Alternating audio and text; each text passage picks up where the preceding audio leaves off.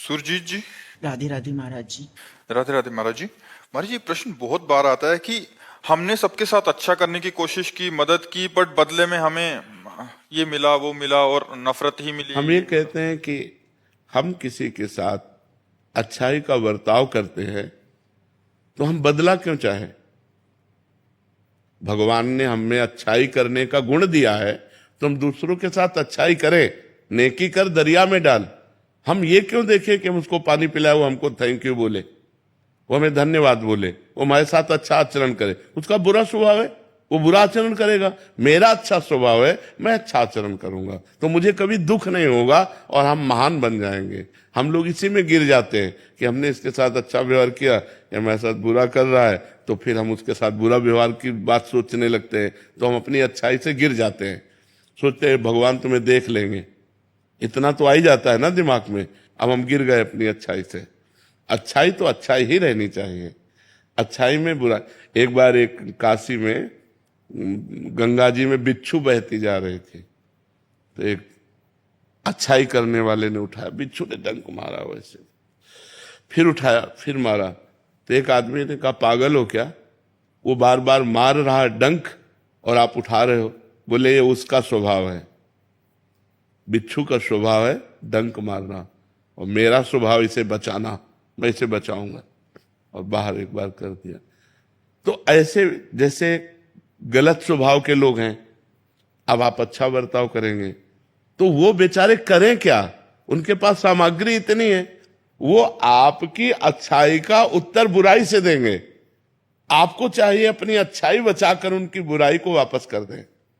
वो बुराई आप पर हावी ना हो पावे, आप पर प्रभाव ना डाल पावे, तभी अच्छाई रहेगी। और ये तब हो सकता है जब हम भगवत भाव से करें। इनमें भगवान विराजमान है, तो हम इनसे बदला नहीं चाहेंगे, भगवान हमको देंगे। हमारी अच्छाई का फल हमें भगवान देंगे। ये क्या दे सकते हैं? ये बुराई ही दे सकते हैं। इस तो हम प्रसन्न रहेंगे।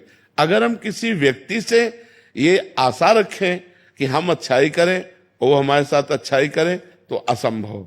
ये कलयुग है, यहां कपट छल, मतलब अगर आप उनकी ऐसी परिस्थिति में जब कोई सहयोग नहीं दे रहा, सहयोग दे दिया और उसको पता चल गया कि आदमी तो सरल स्वभाव का दयावान है, तो वो आपको नष्ट करने की भी सोच सकता है कि इसको फंसा लो। वो ये नहीं सोचेगा कि जब कोई साथ नहीं दे रहा था तब इस व्यक्ति ने साथ दिया, मैं कृतज्ञता प्रकट करूं। नहीं, आज का समय ऐसा नहीं। आपको बेवकूफ माना जाएगा, आप ज्यादा उदारता दिखाएंगे और ज्यादा सहयोग करेंगे तो माना जाएगा कम बुद्धि का आदमी। जी महाराज जी यही बोलते हैं। हाँ और जो छल कपट बेईमानी करे, बोले बड़े प्रवीण आदमी है। आज सम्मान किनका होता है? दंभी, पाखंडी, छल कपट का। और सत्य से चलोगे तो बुद्धू कहे जाओगे। दूसरे को जरूरत पड़ी, अपनी जेब से निकाल के दे दिया। दूसरा भूखा है, अपना भोजन दे। इसको भगवान आदर देते हैं। तो हम जब जिसको भगवान आदर देते हैं उसका कोई अनादर नहीं कर सकता, वो आगे चलकर प्रकाशित हो जाएगा। इसलिए आप भगवान से जुड़ो, इंसान की सेवा करो भगवत भाव से, बदले में उससे मत चाहो, तो आपकी अच्छाई आपको भगवान तक पहुंचा देगी। पर जी हम क्या चाहते हैं कि अभी हमने अच्छा किया तो अच्छे का परिणाम तत्काल अच्छा मिले, बट महाराज जी ये तो पक्का है ना कि बाद में मिलेगा हमें? पक्का 1000% पक्का मिलेगा। जब बुरे कर्म का फल मिलता है तो अच्छाई का फल क्यों नहीं मिलेगा? नहीं मिले। महाराज जी उसका रूप क्या होगा? वो इससे अच्छा होगा। जैसे हमने इनको संकट विपत्ति में सहयोग किया, तो हमारे जीवन में संकट विपत्ति जब कभी आएगी तो उस समय भगवान सहयोग करेंगे। और सबसे बड़ी बात होती है, भगवान प्रसन्न हो जाते हैं। और जिस पर भगवान प्रसन्न हो जाते हैं उस पर सुर नर मुनि सब प्रसन्न हो जाते हैं। फिर उसका मंगल ही मंगल होता है, वो कभी समस्याओं में नहीं फंस सकता। देखो, हम लोगों की एक अहम वृत्ति है जो इतना तो चाहते हैं कि भले आप हमारे बदले में कुछ ना करें, लेकिन मुंह पर इतनी बड़ाई तो कर दें। इतना कान सुनना चाहते, ये भी हटा दे, ये भी इच्छा हटा दे। वो बोले ना बोले, नेकी कर दरिया में डाल, मंगल हो जाएगा तुम्हारा। भगवान प्रसन्न हो गए तो सब बात बन जाएगी। महाराज जी इससे संतोष हो रहा है कि बाद में तो अच्छा होगा? बहुत अच्छा होगा, बहुत अच्छा होगा। ये जो आप कर रहे हो सरकारी बैंक में जमा हो रहा है। जैसे आप किसी को दवा दिला देते हैं, किसी की विपत्ति में सहयोग कर देते हैं, किसी को भूख मिटा देते हैं, किसी को, वो बोले ना बोले लेकिन मालिक देख रहा है ना, वो हिसाब आपका करेगा, वो हिसाब करेगा तो बहुत अच्छा करेगा। इसलिए हमें संसार से नहीं, संसार के मालिक से जुड़े रहना चाहिए और ये सब कार्य संसार के मालिक को समर्पित करना चाहिए कि आपकी प्रसन्नता के लिए मैं कर रहा हूं, बढ़िया बात बन जाएगी। वही कार्य कर्म बन गया और वही कार्य कर्म योग हो गया। जो भगवान को समर्पित कर दिया गया वो कर्म योग हो, कर्म योग भगवान की प्राप्ति कराता है। और जिसको भगवान मिल गए तो फिर क्या दुर्लभ रह गया, सब आनंद मिल जाते हैं। कवित्री डॉक्टर शुभम त्यागी जी। राधे राधे महाराज जी। राधे राधे महाराज जी। महाराज जी इसी को हम दूसरे ढंग से, महाराज जी ये तो हो गया अच्छाई करने वाला, इनका प्रश्न है अभी दूसरे ढंग से महाराज जी इसको। महाराज जी सरल जो आपने अभी बताया महाराज जी, सरल सीधे व्यक्ति को संसार में कष्ट सहने पड़ते हैं पर चालाक व्यक्ति संसार में सुख पाता है, सफल हो जाता है। नहीं, महाराज जी, सफल नहीं होता, ये गलत शब्द है। सफल नहीं होगा।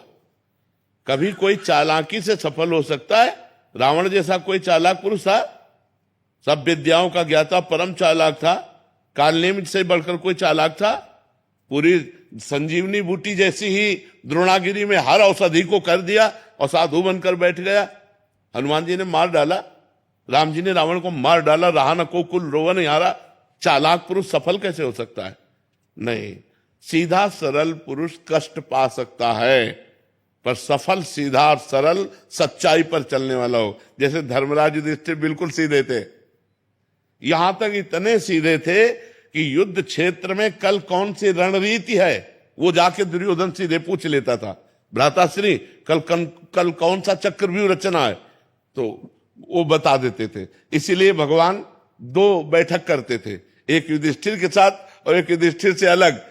युधिष्ठिर के साथ जो बैठक की वो चक्रव्यूह रचना ही नहीं होगी, क्योंकि वो दुर्योधन को पता हो। इतने सरल थे कि वो आके पूछ लेते, वो पूरी बात बता देते थे। तो आप देखो विनाश किसका हुआ?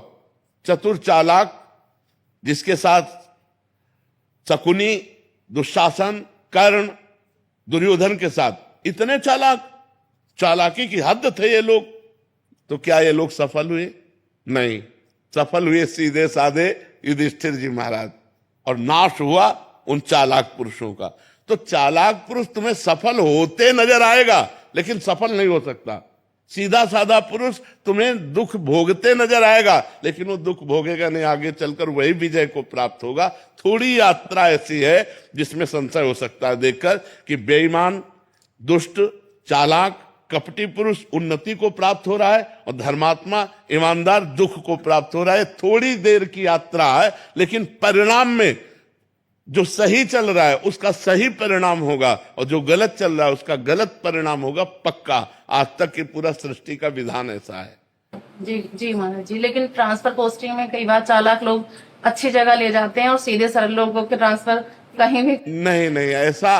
वो देखो दुर्योधन राजा बना कि नहीं बना? दुर्योधन राजा कुछ दिन के लिए बना कि नहीं बना, लेकिन 100 भाई मारे गए। असली में राजा हस्तिनापुर के महाराज युधिष्ठिर ही बने। थोड़ी देर के लिए वो पद वो दिखाई दे सकता है कि वो बेईमानी, चालाकी करके, फ्रॉड करके पद को प्राप्त कर ले, ऐसा हो सकता है, मान सकते हैं। उसका पुण्य उसको साथ दे सकता है, लेकिन परिणाम जो जीवन का परिणाम है वो ये पद नहीं है। मरोगे तो तुम्हारे साथ पद नहीं जाएगा, तुम्हारे साथ रुपया नहीं जाएगा, तुम्हारी अच्छाई जाएगी, तुम्हारे सत्कर्म जाएंगे। और ये पक्की बात समझ लो कि जनता मूर्ख थोड़ी देर के लिए बन सकती, लेकिन जब आपके आचरणों का, और भगवान ऐसी बुद्धि भ्रष्ट कर देते हैं कि खुला आचरण उसकी गंदगी सामने आ जाती है। आदमी की इज्जत चली गई तो किस योग रह गया? तो ये पक्का समझ लो, अच्छा पुरुष और धर्मात्मा पुरुष दुखी हो सकता है लेकिन हार नहीं सकता। विजय को वही प्राप्त होगा। यत्र योगेश्वरा कृष्णो यत्र पार्थो धनुर्धरा तत्र श्री विजयो भूतिर ध्रुवा नीतिर मतिर्मम। ये निश्चित बात है, जहां धर्म है, जहां भगवान है, वहां विजय जरूर होगी।